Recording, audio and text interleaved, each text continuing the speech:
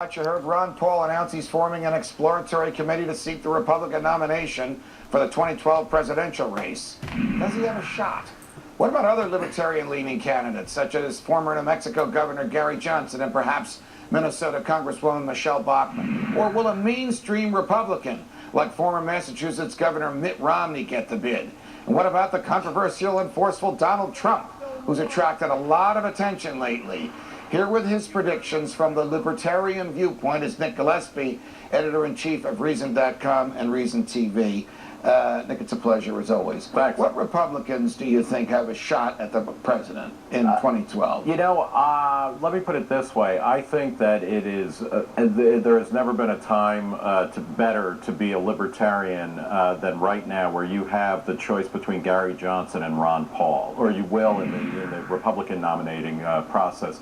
These are two guys who are hardcore libertarian, who would absolutely make the government better by making it smaller and more efficient.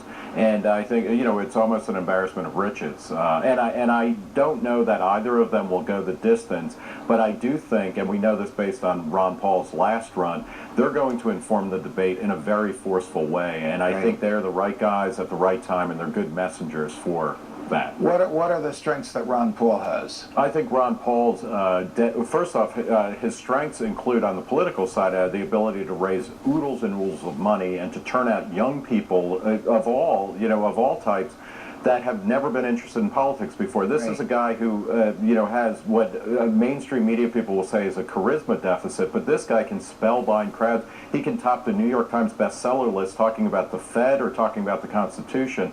That's all really impressive. But it's his principles and that basic statement that was his stump speech: I don't want to run the economy because in a free economy, people make their own decisions. I don't want to rule your world. I don't want to rule your lives, and I don't want to rule the world. That is the message we need. What are Gary Johnson's strengths? Gary Johnson has a demonstrated commitment to principles. He's also got a great track record. This is a guy who is a two-term governor of a state. He was elected the first time over the objections of the Republican establishment in New Mexico, and then he won re-election in a landslide.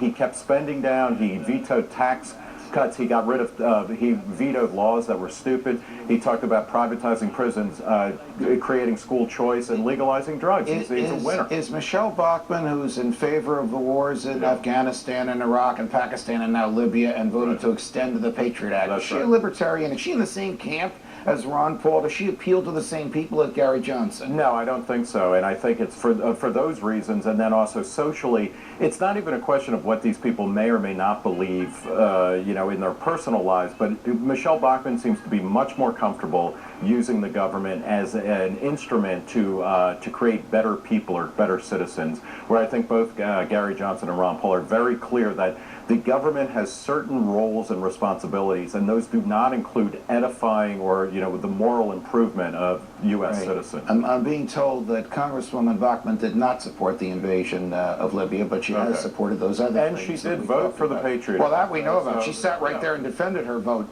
She also, if I'm not mistaken, she voted for the Medicare prescription drug bill. And this is actually an issue with a lot of the Republican candidates.